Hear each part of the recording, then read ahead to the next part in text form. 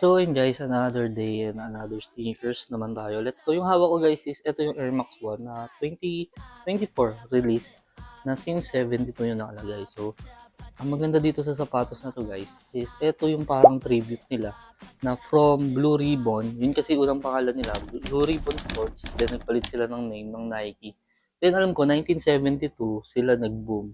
So ito yung parang tribute nila doon. And nitong 2024, naglabas sila ng mga ganito. So, may nakalagay na since 72.